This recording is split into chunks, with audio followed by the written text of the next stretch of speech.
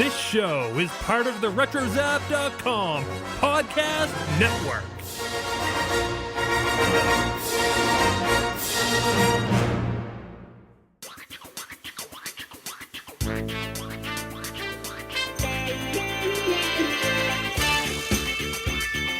Classic Marvel Star Wars comics with Randy Martinez, with Fuji's, Jaxxon, Crimson Jack, and Sergi X, and Don Juan Quixote. Classic Marvel Star Wars comics.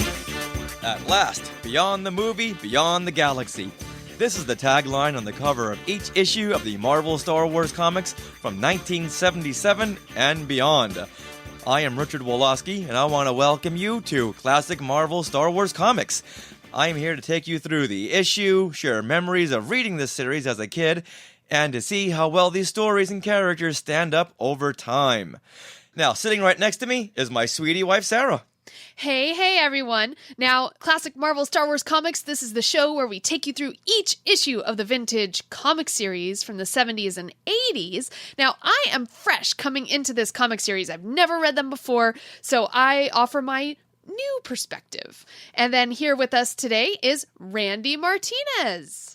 Hey everybody, this is Randy Martinez. I am, of course, a Star Wars artist since 1999, so I have my very different take on these comic books as being from the Star Wars artist point of view. So I'm happy, as always, here to give you that kind of a messed up, quirky view of everything.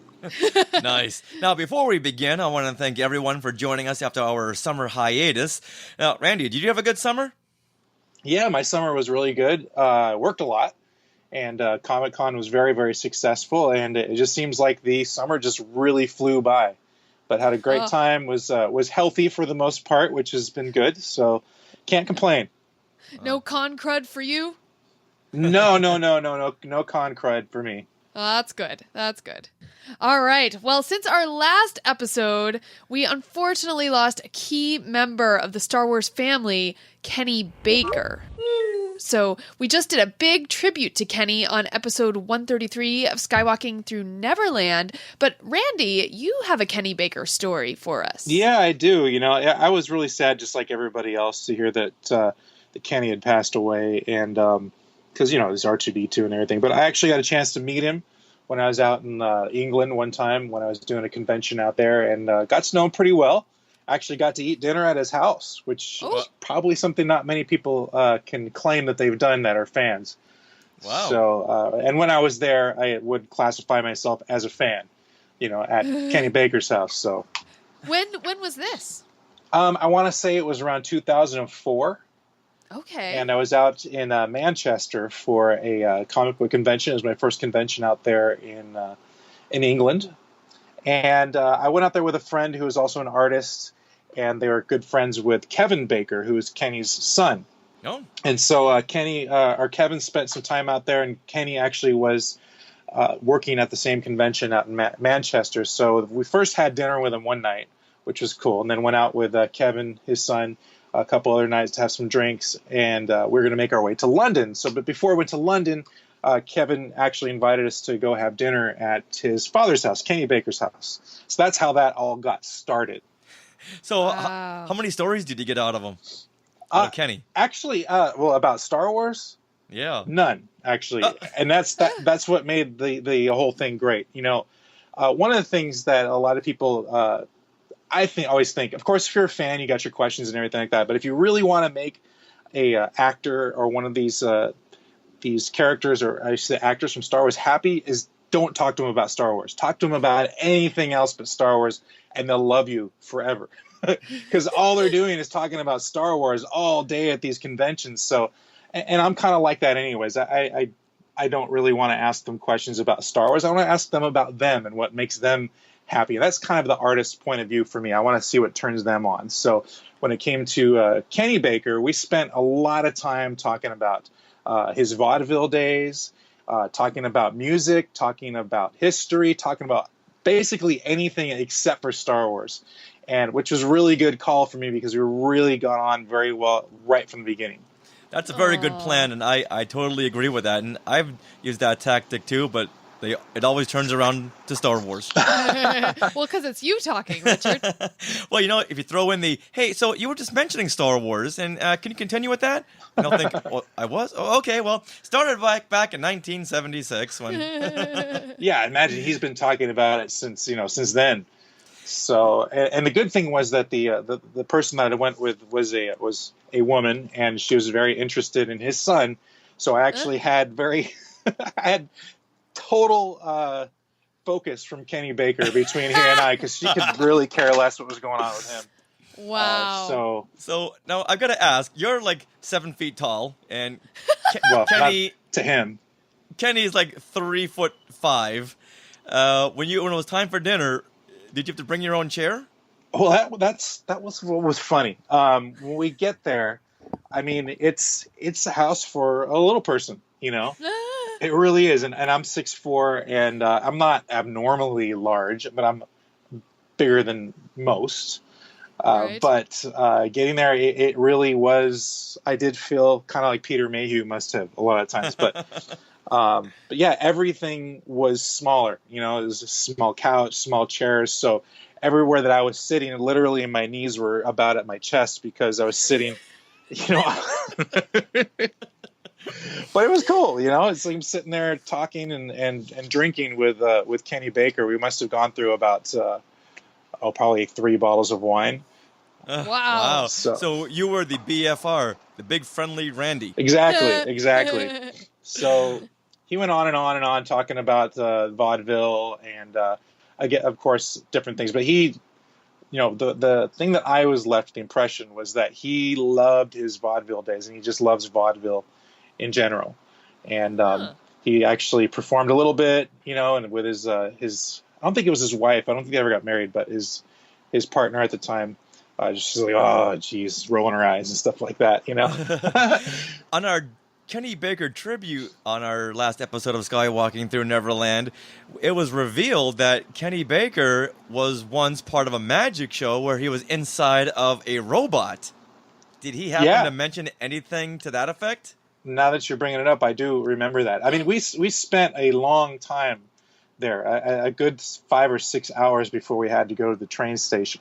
Wow. And we talked about that. I remember a robot being involved in the conversation, him singing, also dressing up as, the second half of a horse or something like that, from what I remember. I mean, it's vaudeville. They do that stuff, Well, of course, you have to be the front half or the back half of a horse if you're going to do anything on vaudeville. Oh, and then, you know what else? Time Bandits. Oh, yeah, he was fidget. Yeah, he loved talking about Time Bandits. Yeah. And I didn't even bring it up, and he brought it up. And he loved the experience and all the other little people, the actors, and he said it was a great experience. And this, like I said, over 2 or 3 bottles of wine. I mean, we were pretty sauced up.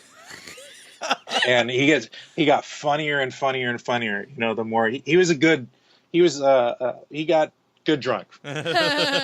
Some people, you know what I'm talking about. Some people get bad drunk. Yeah, some people are the angry drunk. Some people are the funny drunks. Yep. Yeah, and luckily when I get buzzed, I get silly drunk as well. So we must have been a pair in front of everybody. So you know what? Let's leave that on a high fun note. Yeah. When talking about Kenny Baker. Oh, that's only half the story. Oh. Do you want to hear the rest? Sure, we have time. Yeah. It's not that much longer. So it's time to go to the train station, and so nobody thought ahead of time that maybe we should get a bigger car to drive us there. So they said, it's okay, we got 2 cars. And so, my travel partner and Kevin got in the one car, and there's no more room for me. So I'm like, you know what? I think I'll just go with Kenny. And by the way, I made a point of saying we just finished off like 2 or 3 bottles of wine. Uh-oh. Oh, no. So that was one of the most scariest nights of my life. So was Kenny driving? Oh, yeah.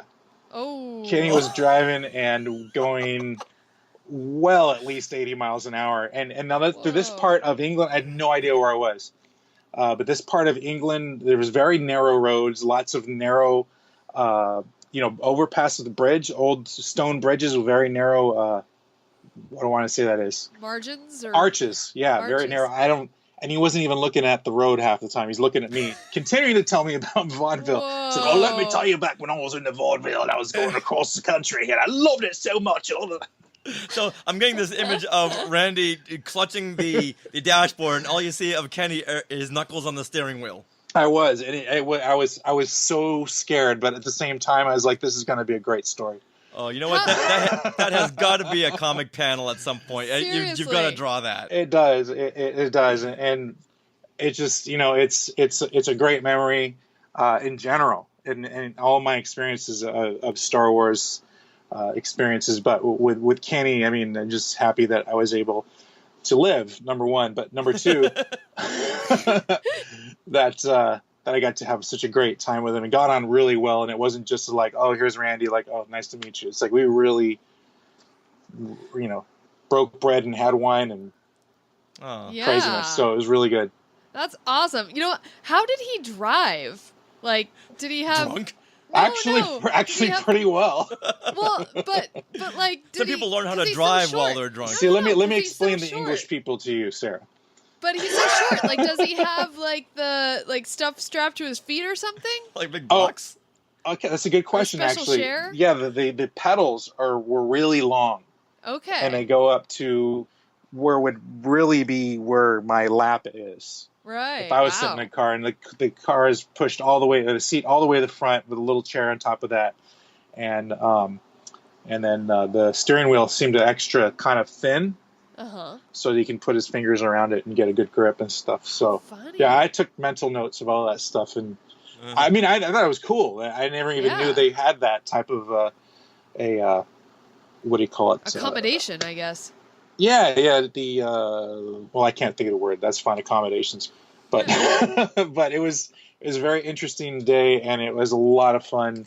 And it's something I'll never forget. So, well, you know what? That is a good memory, considering today is Kenny Baker's 82nd birthday. Oh, is it? Oh, I didn't realize that. August 24th. Yeah. So that was a good memory and a good story. Thanks for sharing that. Thank you. Well, you're welcome. I'm always happy to share my fun stories like that.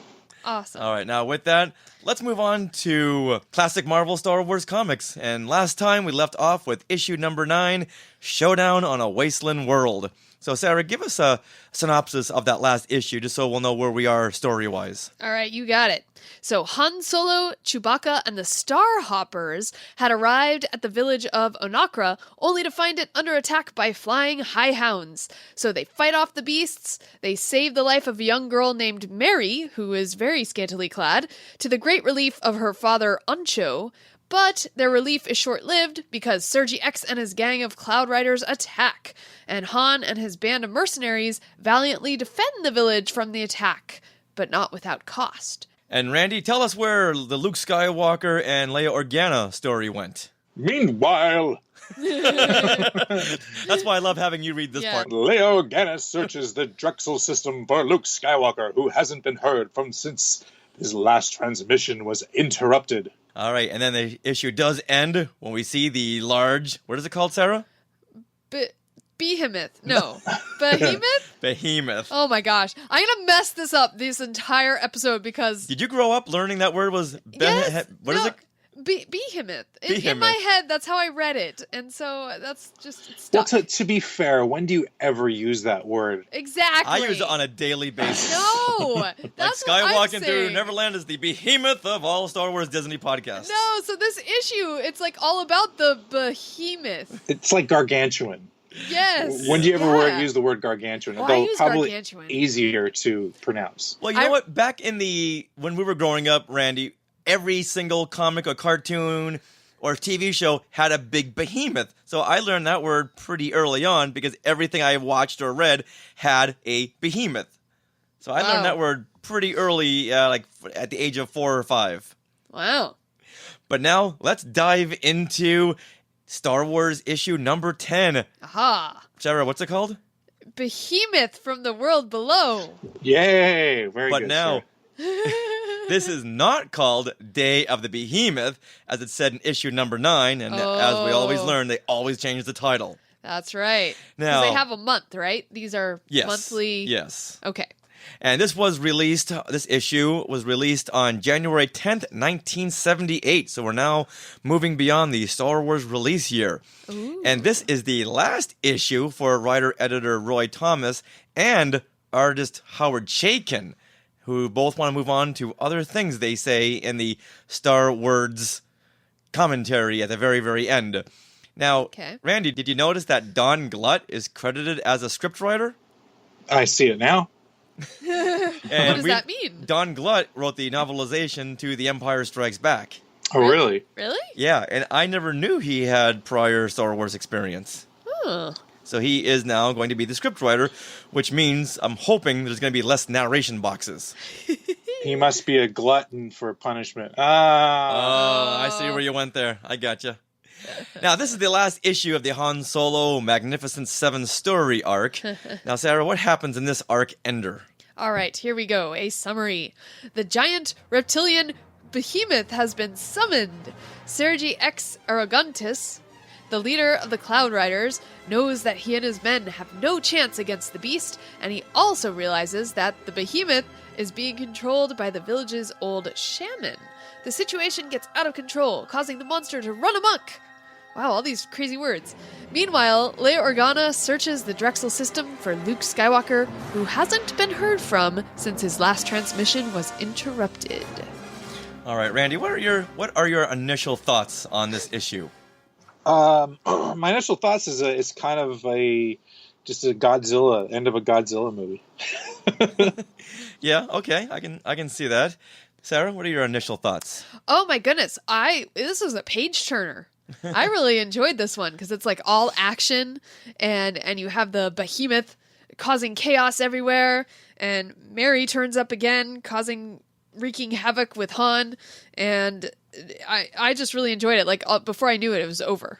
What about you? I thought this was a thin storyline since the whole issue centers around fighting one monster. That's what I liked about it. But exactly, it doesn't need to be anything more because it's hitting the target audience, which are the little boys initially, who just want to see monsters and laser fights. So it gets it there. But I thought it was just we're fighting this one monster who doesn't really move around a whole lot, like the Zillo Beast in Star Wars: The Clone Wars. The thing was all over the place, so the story could really open up a whole lot more. But this was pretty much a small, quick fight. The Rebellion storyline is nothing more than a recap from Princess Leia. Yeah. And unfortunately, we lose some characters, although one is still in question. And we get to see something happen before we see it in The Empire Strikes Back. Dun dun dun. Randy, any idea what I'm teasing there? No. Okay, well, you know what? Good, because we'll get to it, and it'll be an amazing discovery for all of us. Now, the cover art was done once again by Rick Hoberg. Now, Randy, go ahead and explain to us what we're looking at on this issue cover. This is basically we got to get out of here kind of a cover. A lot of it, I would say, is almost inspired by Frank Frazetta, where we have the hero usually having their back to the camera with the beast coming towards the camera, except for this one they kind of cheat a little bit and you can see the front of Han Solo, but you see Chewbacca's turned backwards a little bit. So I wouldn't say it's a nod to Frank Frazetta, since Frank Frazetta was kind of right in the middle of his heyday back here in the 70s, so I think it was just part of the popular thing that was going on. I think it's full of action. I like the colors that are in there. I think they're the blue and the peachy color on Han, and even the magenta blasters really work against the green of the monster in the background, or the Behemoth. So yeah, and I think there's a lot of compositional thing with this tidal wave of rocks coming up here. Where it looks like a wave, but it's not. But it kind of looks like it. Yeah. So it's a good composition. I think Han Solo's face is a little off, but other than that, I think it's pretty good. Okay. Sarah, how about you? For me, it's one of my favorite covers we've seen so far. Because as Randy points out, the composition is great. It's like there's the focal point. You see Han right there. And the Behemoth it actually probably would be the focal point, but the blast from Han's blaster is kind of obscuring him a bit. So that right there, Han's chest is your focal point. So I think that's why I like it. No, and then like Randy said, it's a nice like wee circular motion there that your eye goes in due to that rock wave formation. The rock goes up, continuing through Han's arm, through the spines of the behemoth, back down to blaster going to the behemoth, and then back down to Chewie's leg, and back up again. Yeah, it's really great. And now here is Han Solo saying, "Keep firing, Chewie, or this whole planet is doomed. Not to mention us." I like how the word "doomed" is spelled in a squiggly font. Oh, yeah. You know that when he's saying that, he's saying it like this. We're doomed! Kind of like C-3PO. Wait, Randy, can you do that? We're doomed! There we go. Sounds like a Scooby-Doo voice. Well, it's kind of like that. Meanwhile. Now, we have Han and Chewie firing at the behemoth. Now, do they really think that these laser blasters are going to stop this giant? I don't think they have any choice. I think maybe just trying to back it away, maybe hit it. But why don't they ever hit it in the eye? I think if you hit any monster, big or small, in the eye, the thing's going to back away. That's true. Either that happens. Or your mouth, perhaps. And then on the tongue, that would really tick me off. Yeah. And then we see Chewie with 2 bandoliers for some reason. Oh. I don't think it's a bandolier. I think that's the strap for the gun. One's the bandolier, because you can see it looks different. The bandolier back there, you can see the little, not bullet casings, but whatever that is that they put into the cartridge. And then the other strap looks totally different, which I think is part of the gun. Okay, got you there. Okay. Now, once again, we put this out on Facebook and got a whole lot of really fun comments. Yeah, we put this in our Skywalking Through Neverland Facebook group. And so Gabriel Kolba, he had a comment on those magenta blasters that you liked, Randy. Mm-hmm. And he said, "I thought guns being neon pink was something that only happened in the last decade." A couple of people had pointed out the color of these blasters. And Randy, you said that it contrasts with the green of the green, yeah. Yeah. Yes. Okay, you know what? And I see that point, because they do stick out, because if they were black, you'd never see them. Right. Now, Rick Peralta says, "Why does Chewie have a pink Triton spear?" Then he says, "Wait, Han is shooting left-handed?" Which, yeah, you're right. Yeah, Han's a righty. So now he's shooting with his left hand. Oh, I see why he thinks it's a Triton spear. Yeah, because the bowcaster, right. Right. And Daniel Berry points out that it looks like a Zillow beast, which a lot of people have pointed out. And Donald Wick says, "So no DL-44 blaster or bowcaster? Don't these artists know how iconic these weapons are?" No. Not at the time. And I like Kevin Raider Nerd Reitzel's comment. My first thought is, why is Han and Chewie shooting Pete's dragon, Elliot? Oh, no. No shooting Elliot. And then we have this one final comment from someone named Randy Martinez. Oh, yes. Who writes, "What's with Han's bulge? Look like the Japanese Olympic pole vaulter." Yeah, did you guys not watch the Olympics? We did. Well, we did, but I don't remember that particular pole vaulter. Okay, there was a Japanese pole vaulter who he got over the bar, but when he came down the other side, his unit knocked the rail off, and he got disqualified just because he would have cleared it if not for his bulge.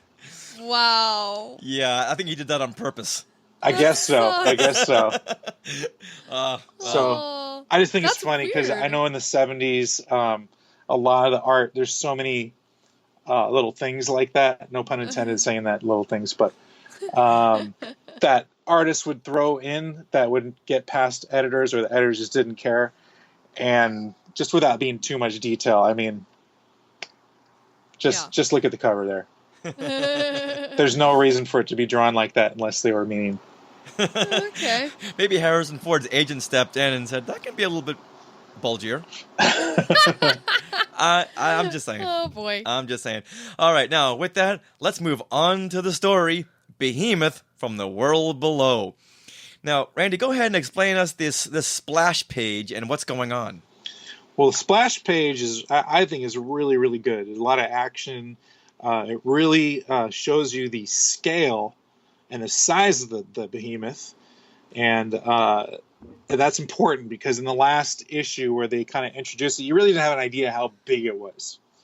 And so this one really shows that this thing is Godzilla size. It is just enormous.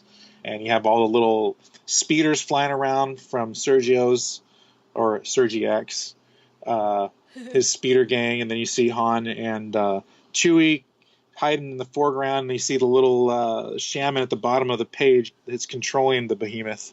Oh, yeah. And so, again, all of this stuff really gives the Behemoth scale. And if I say Behemoth again, somebody please shoot me. I love that word, Behemoth. And I put it in our show notes just so Sarah could keep on reading I it. hate them. I hate it. Now, do you think all the narration boxes take away from the action? There's 3 big narration boxes and the credit box. I think the one that said his armpit could probably go away. But other than that, I think it's okay.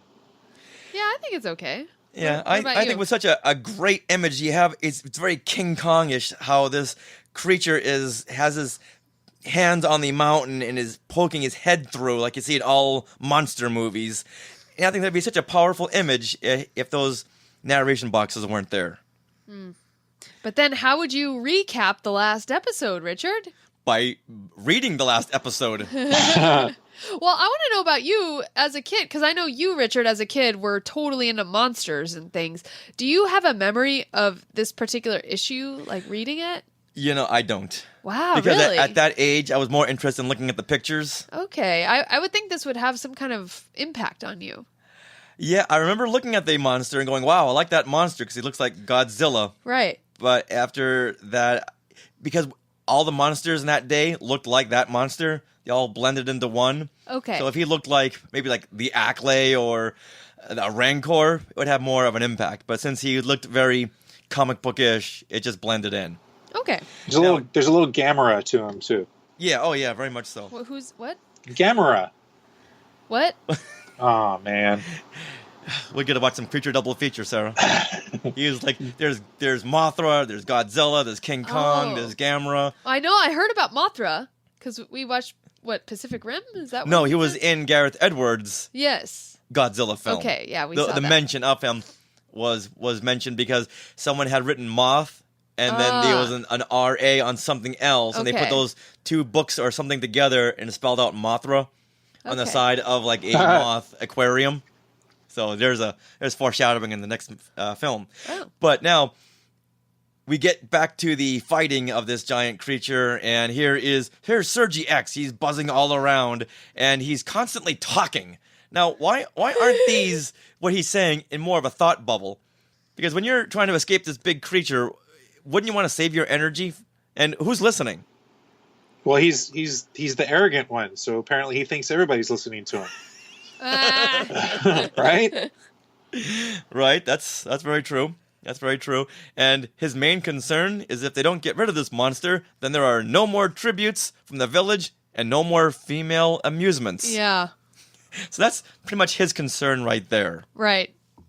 Now, Han and the gang are watching the monsters destroy Sergi's gang, and Han is standing next to fake Luke, and who is standing next to him? But Don Juan Quixote. Yeah. What is up? Wait a minute. Wasn't he killed in the last issue? I believe he was killed in the last issue when he took a laser to the back to protect Ameza. Ah, yes. So what gives? Yeah. He had 30 days to heal up. Ah. Well, as he explains in this issue, this armor might have saved me from the Skyhopper's blast, but I fear it not perform a like function against that of the Behemoth.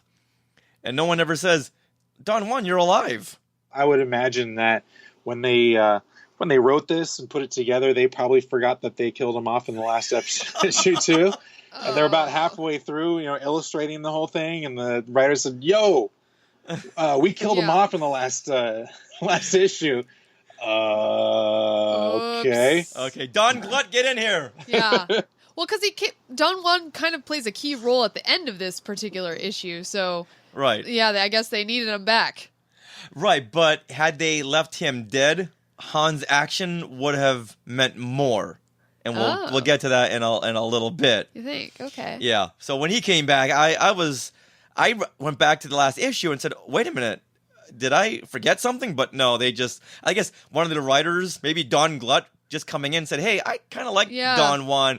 Can we bring him back? Well, if you can write an explanation as to why he survived, then have at it. Let's retcon this. Right. And now I find this line from Han really odd. He says, "Don't ask me, Chewbacca. This wasn't in the original program." Now, when has Han ever called him Chewbacca? Yes. Is this the first time we're ever hearing him call him Chewbacca? I totally picked up on that. Yeah. And what does Chewie say? Frank. Now, although I do like that panel, I think is really funny. All the Magnificent Seven staring at what's happening. Right.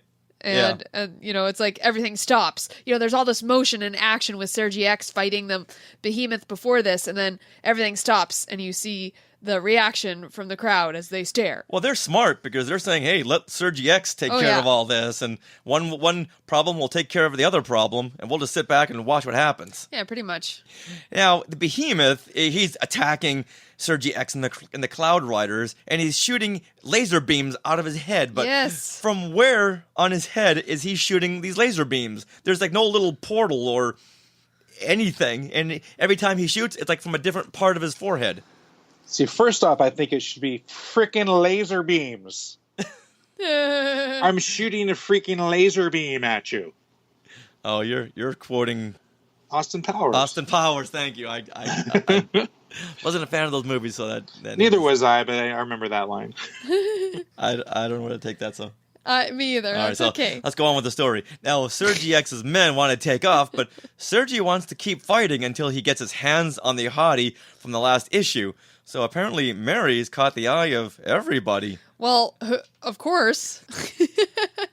And then Sergi says that since his men have their hands full of trouble, he'll have to kill the beastie himself. So, Sergi, what do you think your guys are doing up there? I know. And what is Sergi doing if his guys are fighting him? He's talking. Yeah. Now, Sergi sees the shaman controlling the beast like a maestro, it says, and turns his target on him. So Sergi now dive bombs for the kill to the shaman. Yes. And this is when you see a gargantuan foot stomp down instantly, squashing both the shaman and Sergi X. Now, this was surprising. All of a sudden, we hear a whomp, splat, and no more Sergi X and the shaman.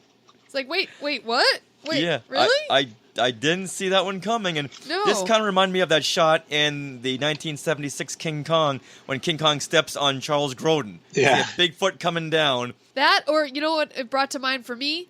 Bambi meets King Kong. Oh yeah, that too. Okay, good. But now, you figure Sergi X is at least, 10 stories up? Yes. And the shaman is down below. The Behemoth must take a huge step to step onto Sergi X, pushing him down onto the shaman until you get orange goo. You get red womp, goo. Splat. Red goo. Yeah, kind of sounds like that. Yes. So, you know what? I did not see that coming. No. I forgot that Sergi X, this is his last issue. Yeah, I was surprised by that because I know, Randy, you were saying how Sergi X is your favorite character, and so I was assuming he would continue to live for a while. Yeah, they built him up, especially with all this dialogue they give him right before, which, by the way, are now thought bubbles. He switches. Like, maybe I'm being a little too arrogant. I need to just keep this to myself. Yeah, speak inside his own mind for a little while, and then they build him up, and then... A little too late, Sergi X. A little too late. Now, Ameza starts in on Han, saying that they didn't sign up to fight a monster, and Han makes a good point in that they didn't do the job they were hired for. The Behemoth actually did. Now... But so? Yeah, and if they want to get paid, they better fight off this big creature before to save the village. And that was their whole point, to save the village against Sergi X or anything. I guess the contract didn't really specify protect against who, but protection is protecting. Okay, well, I have a question. If they had just left the monster alone, would the monster have just gone off and done his own thing? You know what? That's a good point, because he was being controlled by the shaman. Right. And why would this creature kill the shaman? Yeah, I don't know. Unless it was the shaman who was controlling him and said, it's time to sacrifice myself by taking out Sergi X. Yeah, I missed that part in the dialogue. Well, there wasn't any part in the dialogue. I'm just Yeah, I think the thing was just going crazy, but you would have figured that the shaman would have. I told him to kill all the Cloud Riders, leave everyone else alone, and then go back to where you were. Right. So I'm just trying to fill in the plot holes here. Now Jaxxon, Jaxxon, our favorite. Yes. Oh yeah. Mork from Orc dressed creature. He gets a moment here. Yeah, and he says, "You know how us rocket rabbit types are? We just can't stand still. And as I always say, never send a man in to do a rabbit's job." Now he does have a species name, and Lepus carnivorous. thank you very much. So why didn't he say that instead of rabbit? I don't know. I guess if they had said Lepus carnivorous, the 7-year-old readers would have said, "Wait a minute, he's a rabbit." Well, maybe it's kind of like, we're human beings, but we call each other man. So where he said, you never send a kid to do a man's job, he wouldn't say you never send a kid to do a human being's job. Okay, so Randy just retconned that. And now Jaxxon, he dives in to take on the job himself, and he blasts from the Behemoth. Now I'm saying it. For the Behemoth, he knocks him away. And Sarah, what does Jaxxon say at that point? Heavenly hutches! Rocks knocked the gun out of my hand. Heavenly hutches. What is that? Now, I did look that up, and I found no results. Aww. That's something they threw in there. They thought it would be funny. Wow. Well, is it a hutch like where you keep your clothes or something? Well, bunnies live in hutches. They do? Yeah. Yes, bunny hutch. A bunny hutch. Oh, well, there you go. So that's probably it. And can I take this moment to point out some of the other bunny references that made me think of Zootopia? Please. Okay. So in page 177 on the bottom left panel, Jaxxon says, it would never work out. Marry a nice girl from a nice burrow and almost didn't see that one. But he's talking about, the burrows. Right. Bunny burrows is where Judy Hopps comes from. Super cute. Maybe they had seen Zootopia before writing this issue. I don't think so. However, bunnies are from burrows. They are. Now, I like the fact that Jaxxon is still hitting on Ameza. Yep. Even through this big battle. He doesn't even give that any time. And then he says, like my mother told all 80 of us kids, marry a nice girl from a nice burrow. Oh, yes, exactly. That's good stuff. Yeah, definitely. Now, Ameza has twisted her ankle dodging the rocks, and Han tells Chewie to take her where it's safe, but then says, but don't squeeze too hard. I know, that was weird. What? Huh? Why would Chewie squeeze her too hard? I don't know why that's even in there. It looks like Chewie's looking at him like, why would you even say that? Which panel is this? That same panel that he's saying that. Look at the way they draw Chewie looking at Han. It's like, what? Why would you even say that? Doesn't it look like he's giving him a look like that? Chewie is saying what we're all thinking. Yes. All right, now, Don Juan Quixote takes matters of bringing down the monster in his own hands. Now, did you catch the reverse logic as Don Juan says, indeed they're fools to think that such a dragon might be slain by their crude methods, meaning the blasters, for it requires the skills of one trained in the holy order of the Jedi Knights. That's reverse of what Han said in Star Wars. Hokey religions and ancient weapons are no match for a good blaster at your side, kid. So he's saying that, whereas Han is saying that no ancient weapons is no match for a good blaster, Don Juan says it requires one trained in the holy order of the Jedi Knights. Right, so Don Juan is calling the Jedi Holy Order, and Han Solo in A New Hope is calling it ancient religion. Yeah, and he's calling their weapons, the blasters, crude. Right. Whereas Han Solo says of the lightsaber, ancient weapons. Okay. Huh. So that's something that just stuck out to me. I thought, oh, that's a fun reverse, parallel. like a mirror logic of Han's logic toward the Jedis. Right. Interesting. And do you think that maybe they're gonna tie in Don Juan Quixote to Rogue One? No, I don't think so. Or, I don't know. He could be on the planet of Jeddah because he's not really, as we now know, he's not really a Jedi Knight. neither are the people from No. Jeddah. They just believe in the Force and the Jedis and what they were intending to do. They actually don't ever say in this that he's not a Jedi Knight. Oh yeah, in the previous issue, it was said that he had acquired the lightsaber and armor, and he didn't really belong to the Jedi Knight Order. He just assumed the role, position. the title of Jedi Knight. Oh, I don't remember that, but I'll take your word for it. Well, like last episode, just the whole Don Juan just bugs me. The fact that he doesn't really act like a Jedi, but of course, the writers at this time didn't know really exactly what a Jedi was. However, they go off the word knight and make him more like a knight from... A knight in shining armor. Yeah, and he speaks like a knight. He has the armor like a knight. It just bugs me because it's like, that's not what a Jedi is. So it's like nails on a chalkboard to me. Yeah, as a kid, I liked that. Oh, because man. I had no bearing Frame of on what a reference. Jedi Knight was. Right, neither did other the than writers. Obi-Wan. But a Jedi Knight, he's dressed like a knight. That all makes sense. Also, Yeah. wasn't Excalibur out by this time? Oh, I'm sure. No, Excalibur was 1981. Oh, was it? Okay. And this is 1978. Well, but the story, The story. Camelot, has been around forever. Well, I was thinking of the design of the armor, but that Oh. maybe Don Juan Quixote inspired Excalibur. Oh, Oh, yeah. okay. And maybe he could be inspiring Gareth Edwards in Rogue One. Maybe we might see something. Well, I doubt it. well, no, but like in the 1960s, Camelot, was a big musical that really promoted that story of King Arthur and the Knights Yeah. of the Round Table. So that was already around. And so as is was the Man books. of La Mancha. Yeah, that too. Yeah. So then then he fit in with all of that, being a knight and wearing that shiny armored Right. suit. But in no way is he a Jedi, damn it.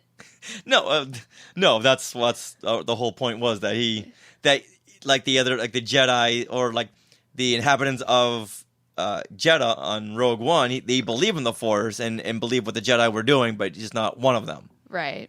So maybe I'm just trying to fit the Marvel comics into the new movies. Okay, It's not going to work, okay? Square peg in a round hole. all right, let's move on. All right. Now, Randy, for us on page 179, after when the Behemoth shoots its laser, what does that laser look like?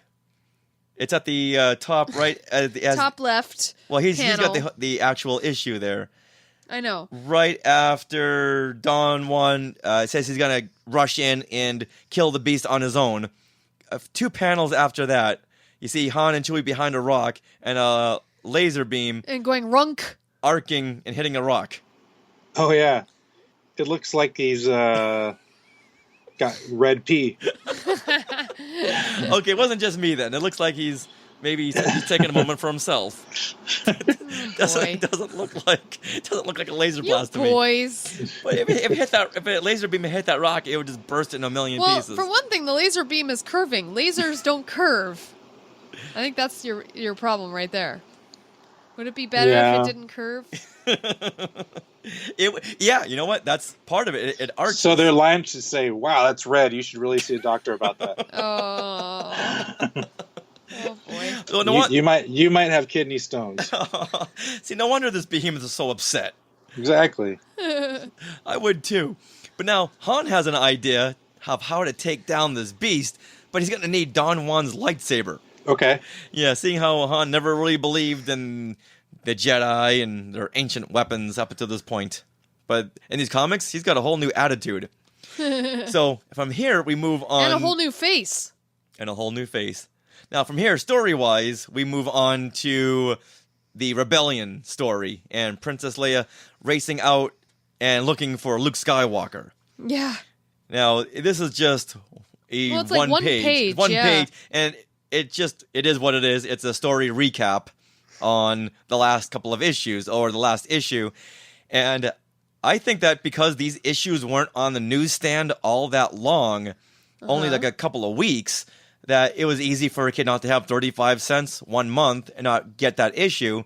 So he may have missed an issue. So they've got to always backtrack and recap the stories. Either that or it's just keeping that story alive, Well, they're keeping it alive by moving it forward. But Oh, now that's true. they're just recapping it. And like at the beginning of each issue, they keep recapping it because I remember as a kid, 35 cents, that was like $10. Really? Yeah, that was a lot of money, and sometimes I didn't have enough to get an issue, and luckily my friend Jim Pruitt, he always had money somehow, so he would buy the issues I didn't have. Aw. And this was before GoFundMe. GoFundMe to buy comics. I need 35 cents, people. Come on, let's make this happen. Yeah. So Leia is out trying to find Luke because he had sent out a transmission in the last issue that he was in the Drexel system, and he thinks he found a new base, and all of a sudden the transmission went dead. Right. And the Dawn was saying, no, you can't go out and find him. You can't go out and find him. You got to stay here. And she says, you know what? I'm going to go out and find Luke. Right. So this is her. She is a woman of action. Yes, she is. So here she is taking that action and going out and trying to find her brother. But she doesn't know that's her brother. Right. All right, now we cut back to Don Juan and his lone quest to destroy the Behemoth, and he tries to lead the creature away from his comrades. This is very Marvel Comics. Move him out of the way of the general population, unlike DC. So here he is trying to move this creature away from the village and then take him down then. So right. I gotta appreciate their forward thinking on this. But like we were saying earlier, the closer he gets with the lightsaber, the more the Behemoth is disturbed. So now Han is continuing on with his plan, but he needs that lightsaber. Now, he said this before he knew it acted like an interference, which keeps confusing me, but why would he think that such an ancient weapon that he never really saw what it could do, how would he think that this is going to bring down the creature? Because he's really hanging this whole battle on getting this lightsaber. Right. So, Randy, what are your thoughts on that? I actually never thought of it that way. Yeah. See, he just really saw Luke practicing on the Millennium Falcon with the remote, and he saw a little bit of the battle between Vader and Ben Kenobi, but he never really saw the awesome power. Right. Unless back in the Clone Wars days, maybe he did. I think you discovered a plot hole, Richard. I think that's what you did. You stepped right into it there. Yeah. It's a good catch because we've seen all these movies a million times, so right. We know what lightsabers do. We have to remember that when these were written, there's only the one movie. Right. Well, it's an interesting way to kind of bring this story to a head. And poor Don Juan, does he get killed again? Can't say. All right. But speaking of being killed, let's move on to this part here with Hedgie, the porcupine warrior. Yes. Who rushes to Don Juan's side. He shoots his quills at the Behemoth, and the Behemoth returns the attack by firing a laser blast. Now what happens?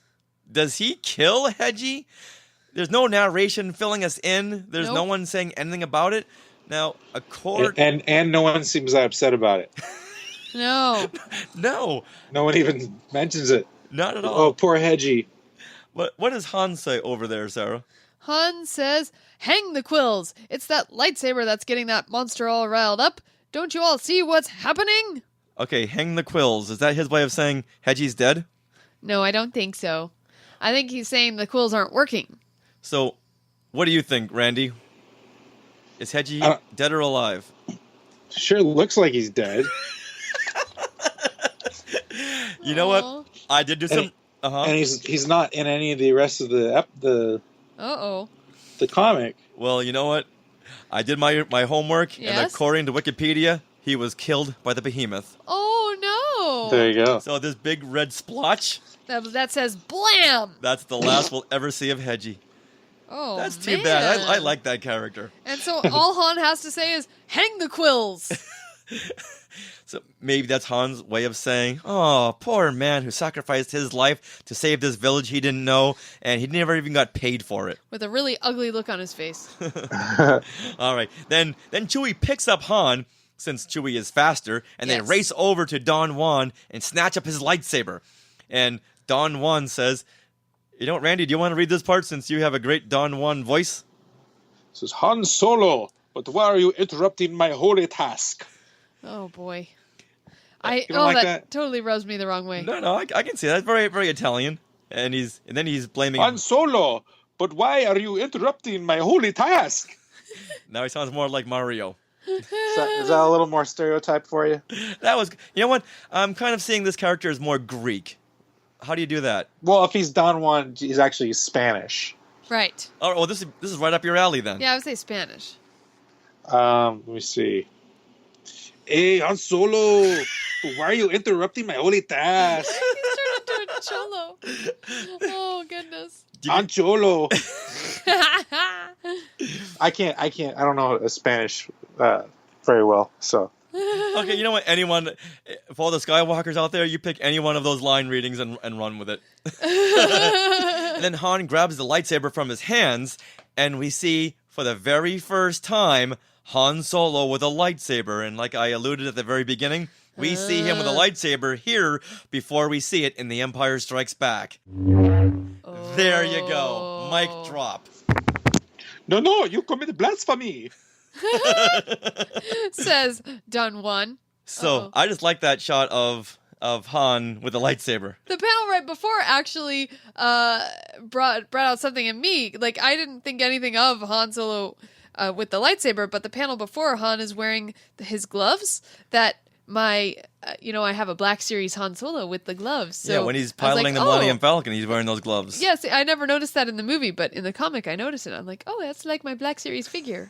See, we're all noticing different things. Yes.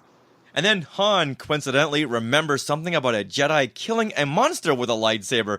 So I guess that ties into his wanting that lightsaber from a couple of panels ago. So apparently Han had seen some Jedi action when he was a kid. So that's tying into the Clone Wars. Well, he heard once about a Jedi killing a monster. He didn't see it. He just heard. Seems I remember hearing once about a Jedi killing a monster. Something like this with a lightsaber. Unless Obi-Wan was... I mean, it was a long flight. They might have had conversations about other things that didn't make it in the movie. Okay. Well, now he does have a reason for wanting that lightsaber because he remembered that story of a lightsaber killing a monster. So I'm just, you know what? I'm trying to fill those plot holes back in, okay? Okay, but can we talk about the fact when... So are we meant to believe that the monster's energy bolt connected with the lightsaber?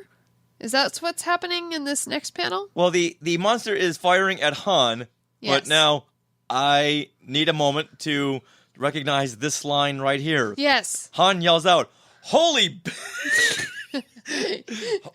holy beak monkeys, that was close." No. Holy beak monkeys! Yeah, that was close. Trying to get that Han Solo. Oh. That was more like Batman. Yes. So he yells, "Holy beak monkeys, that was close." I put the book down and I laughed for about 30 minutes and then I had to stop for lunch. Yes. Wow. That was hilarious. Maybe beak monkeys are Kowakian monkey lizards. Oh, maybe they're a distant relative. Or maybe they are, and that's just what they're called on this planet. Maybe. Okay, good tie-in. I like it. I like that. I like that. Tying everything in. Yes. Or maybe they had just a big cork board with words on it, and they said, we need to name something, so just throw 2 darts. Yes. So they said, "Hey, Jim Beak, throw a dart over there. Jim Beak, why do you keep missing?" Even a monkey could hit that dart board.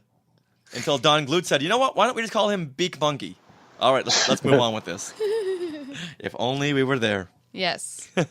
All right, tell us what happens in this wrap-up here. All right, in the wrap-up, Han plunges the lightsaber in the Behemoth's chest, and the creature goes wild. And that brings us to the... Wait, no. A moment later, the monster goes berserk. It does go berserk into the last splash page, which wraps up this story arc. Now, Randy, explain to us what's going on in this last splash page. Please explain. And for anyone who doesn't know the terminology, the splash page is what, Randy? Splash page is like the one big panel. Right. Is that what you're looking for? Yes. Yes. All right. It's like a page that's taken up by one panel. Right. Yeah, it's like a big splash. explosion or something. Yeah. So the big behemoth is exploding or disappearing. He's convulsing and twisting until it's finally disintegrating. But Randy, artistically explain to us how this creature is twisting and convulsing and disintegrating. Oh, you mean explain it artistically? Yes. Okay. Well, he's looks like he's in a lot of pain. His eyes are wincing, and he's going, "Ah!" And his hands are kind of gripping up for everything, and there's red stuff sparking out of him, and there's all kinds of energy coming out directly from the middle of him in his chest, where Han Solo stabbed him with a lightsaber. And it's kind of like what I get out of this thing, which is I think is actually pretty well illustrated. splash page is the kind of the energy and the vibrations, like he's getting full of gas or energy, and he's just about ready to pop. Yeah. And there's Don Juan Quixote going, "That's a one spicy meatball." But now, did he just stab this thing in the chest, or did he fling the lightsaber like Darth Vader? Well, I think in the panel before it shows him, or 2 panels before it shows him stabbing him. Oh, there you go. But it looks like he's stabbing his hand, not his chest. Yeah, like right under his forearm. Yeah. Well, you can see his little nails there. Yeah. Right. Yeah, so it's far. Yellow nails. And then in the next panel, you see the Behemoth's hand kind of glowing. I think they screwed up there. Yeah. Did they? Oh yeah. Yeah, like the Yeah, 'cause artwork doesn't match what the text is saying. Oh right. Yeah.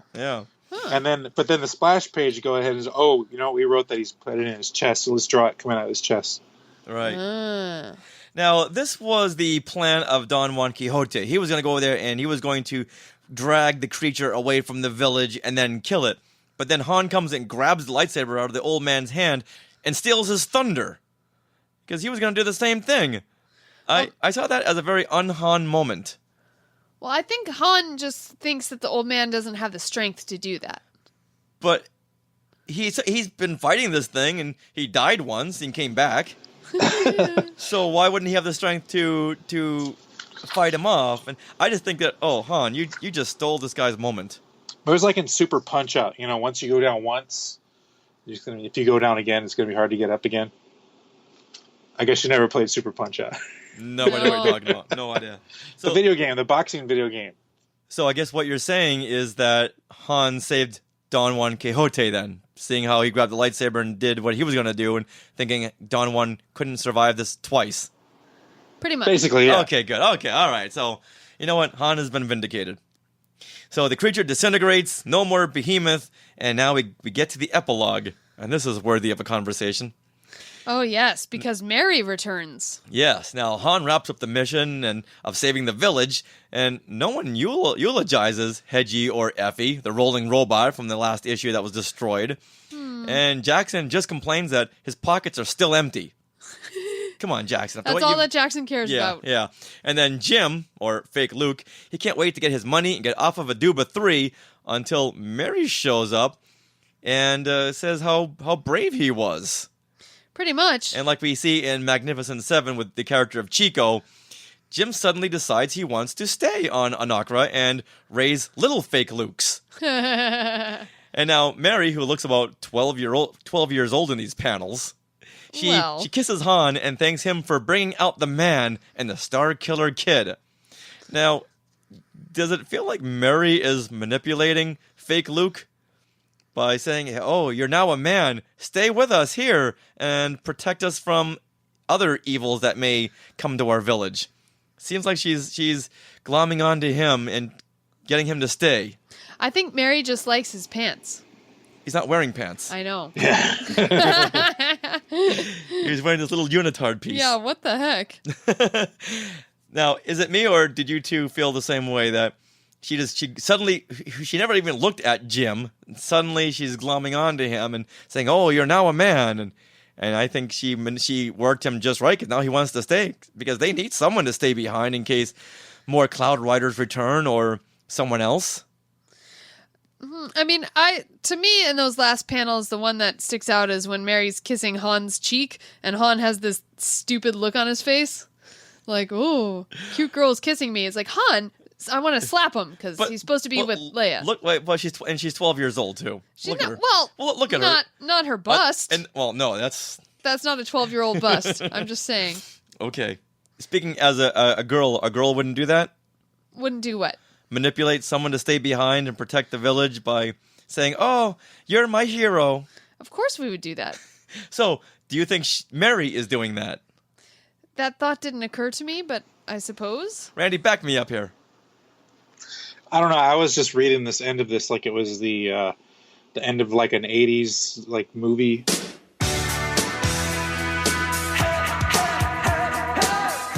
I can hear like Simple Minds playing in the background, And you know what? And Han Solo is pumping his fist like Johnny. Yeah. Exactly. Nice. Right. Now, the 5 remaining heroes and Johnny from the Breakfast Club go riding their banthas into the sunset, and Han says to himself, "If only for a minute, I got a little feeling of what it's like to be a Jedi Knight." Way to wrap it up. But had these authors never seen Star Wars? Han had no belief in the Jedi Knights. Yeah. He had no belief in their system and just thought they were ancient fools. Well, I think I think his opinions changed a little bit after the events. Well, after seeing Luke shoot a torpedo into the exhaust port without using a. But did he know that Luke turned off his targeting computer? I assumed he did. I mean, You think after the medal ceremony, they all got together for drinks and Luke broke it down? Why not? yeah, I would, wouldn't you? Yeah. Yeah, dude, I did that. I didn't even use a targeting system. Yeah. You know, heroes never brag about what adventures they had just gone through, or the perils, except for Indiana Jones in Raiders of the Lost Ark, when he says to Marcus, "Do you want to hear all about the story?" Because he just come back from the Right. cave, and he says to Marcus, "Do you want to hear all about it?" And Marcus says, "No." I thought it was a great piece of writing, even back in 1981. Oh. So that will end this arc of Han Solo and the Magnificent Seven.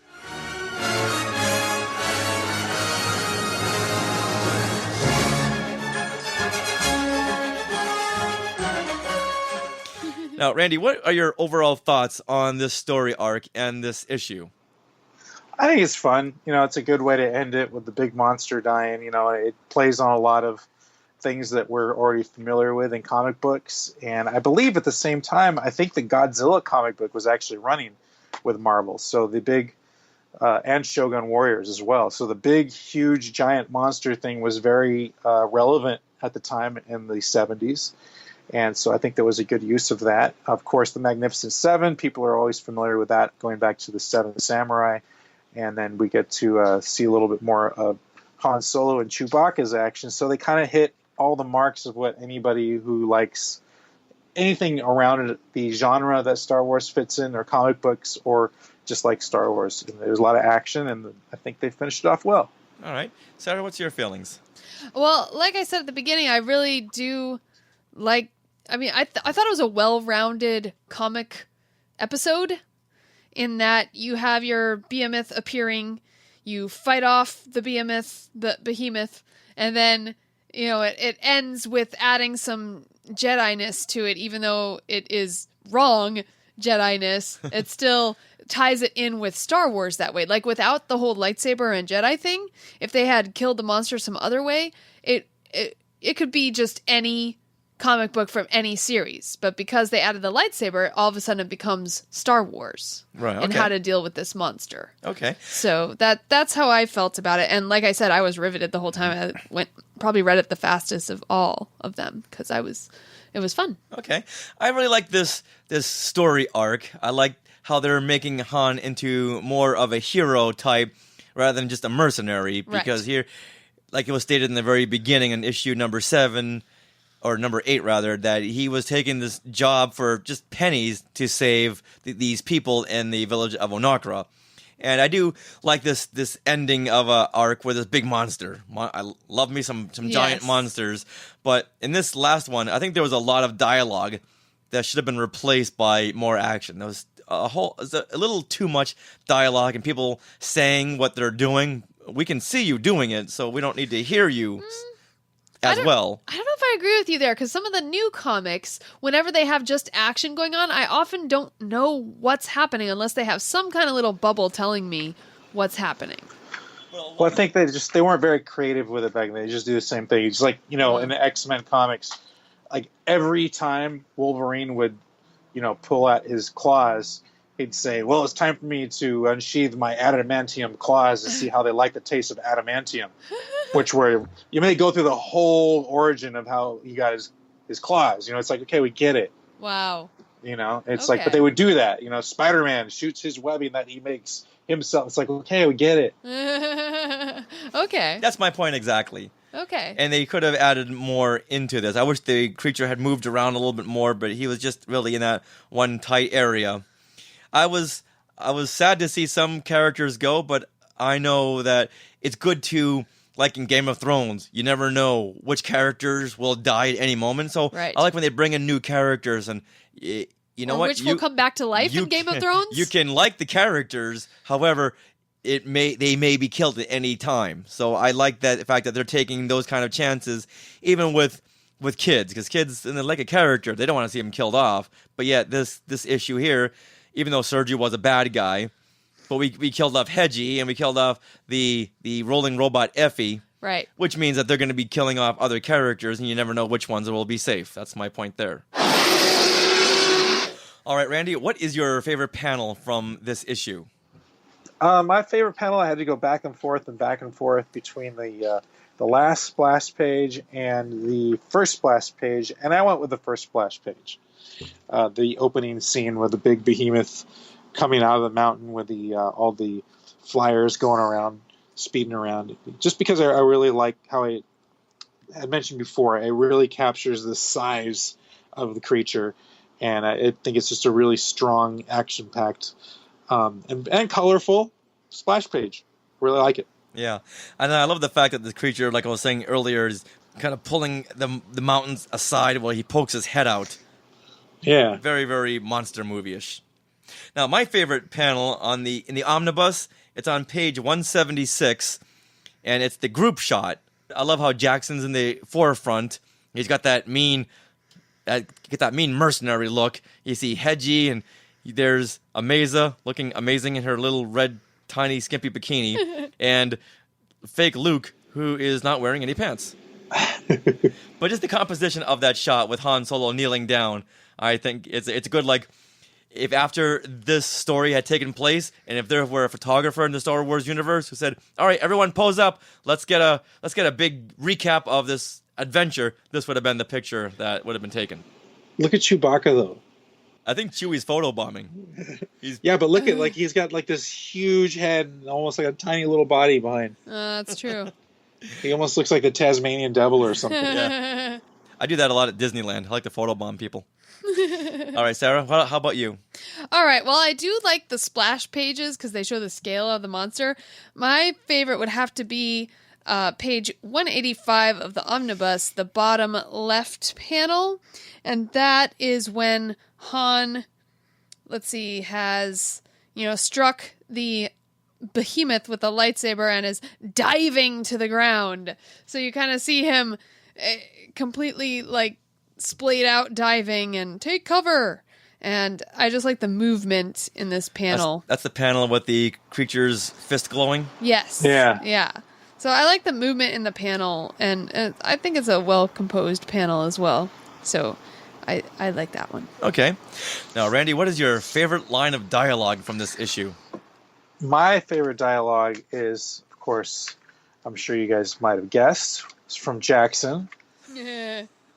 And when he says that line, "And since I always say never send a man out to do a rabbit's job." It's just really stupid, and I like it. Okay. Sarah? Well, I have to give a special mention to all of the fun, not dialogue lines, but the sound effects? The sound effects lines, especially. Oh yes, it's like one of the very first panels where you see the giant monster's arm and it's going sweet splack like that. And then of course when you see Don Juan and not Don Juan, Sergi X and the shaman womp splat, they're splat, and then swathud. There's just some good stuff here. So your favorite line of dialogue is the sound effects. Quump with a big old rock. Quump. All yes. Right, that's a good one. Now, for me, my favorite line of dialogue is, "Holy beak monkeys, that was close." Yeah, that's a good one. And you better believe I'll be saying that a lot. Just in normal conversations. And I've got to work beak monkeys into something. Maybe that'll be our Skywalking to Neverland, the secret Easter egg word. There you go. Sounds like a plan. All right. Now, Randy, who was the most valuable character of this issue? It's hard. I mean, I guess most people would say, Don Juan Quixote comes up with this plan, but I think it would just have to be Han Solo because he actually killed the monster. So somebody had to do it. So the person who did it gets the credit, and even if he stole the credit from Don Juan, Okay. He still gets it. Okay, all right. To the victor go the spoils. There you go. Sarah? I'm going to say the Behemoth, the Behemoth, because he made this episode so riveting. I'm just going to call it an episode. Okay. It's a comic, right? All right, you know what? That's your point of view, so that works. Yes. All right, for me, I'm going to go with Don Juan for putting himself into danger and trying to lead the creature away from his cohorts and the village. Going to give a lot of credit to those characters who wants to take the danger from the major population. So he gets my vote. Nice. Now, what is the most non-Star Wars moment? Sarah, what do you think about that? Well, for me, it's always going to be the whole Jedi Knight not acting like a damn Jedi Knight. So the whole Don Juan Quixote thing, even though it leads to a nice climax, it rubs me the wrong way how he's... Which moment? Oh, okay, hold on. Okay, the moment for me then would be when Han is trying to take the lightsaber away from Don Juan, and Don Juan is saying, "Why are you interrupting me, my holy task?" You know, what's holy about it? You're just trying to kill the monster. So that's probably my un-Star Wars moment. All right. Randy, how about you? Mine's easy. It's when Chewbacca is sprinting. Oh. When he's carrying Han? Yeah, I mean, part of the charm of Chewbacca is the fact, that, Peter Mayhew has bad knees. He always has had bad knees, and you never really see him running in the movies. He jogs a little bit, but you never see him sprinting.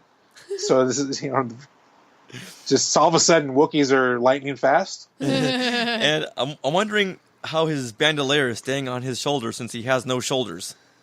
That's true. From having worn a Chewbacca costume, I know that thing falls off every 10 seconds. Yeah, unless you have... Unless you Velcro it or put a big snap on there. Yep. Yeah. All right, well, my most non-Star Wars moment comes toward the beginning when the Behemoth steps on both Sergi X and the village shaman, and there's a big blood splatter coming out from under its foot. I mean the womp splat The moment? womp splat. Just because you would never see all that blood in Star Wars.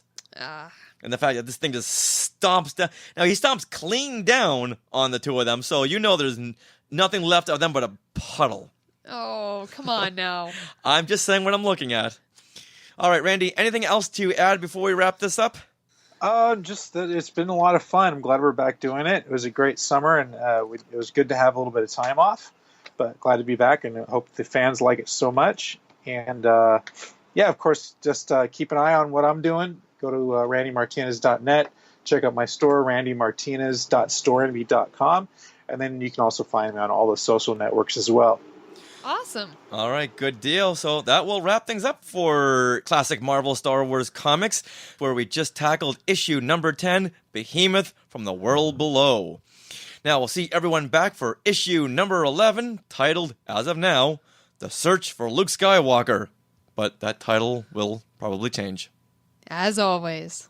All right, so Sarah. Well, now, are we going to see these Magnificent Seven again, or are we done with them? You know what? We'll have to tune in and find out. Okay. See, I haven't read these yet, so I'm looking forward to it. It won't be for a while, though. So okay. Unless we just do a string of like 20 episodes. Okay. It won't be for a while, but I think there's a point where I don't think Han Solo's with them anymore. I think the comic actually just follows them. And I think it's a point in the comics where people were kind of like getting bored with it. And it's because I've done some reading about the history of it and stuff like that. And it's kind of a point where they couldn't really do any more story with the main characters anymore because they were starting to put together Empire Strikes Back, and they didn't want any storyline that would be misconstrued as having anything to do with Empire Strikes Back. Okay. So you start seeing some characters that's like the Magnificent Seven guys, like at least with Jaxxon comes back. I know at least he does. Okay. And we may see another appearance of Crimson Jack. Yep. Yay! So good things to come. Awesome. All right, so that'll wrap things up. Thank you, everyone, for joining us once again. And Sarah, if people want to get in contact with us, how do they do that? They can go to @SkywalkingPod on Twitter and Periscope and Snapchat a little bit. And you can also email us, share@skywalkingthroughneverland.com. Give us your thoughts on these episodes of Star Wars Marvel Comics. And as always, we love our iTunes and Stitcher reviews. So thank you so much for writing those and taking the time to do that. And now, everyone, we leave you with Whomp! Splat! Holy beak monkeys, what was that? Be gone, defilers of the sacred way. All right, for Classic Marvel Star Wars Comics, this is Richard. This is Sarah. This is Randy. And we'll see you next time. Forp! Holy beak monkeys!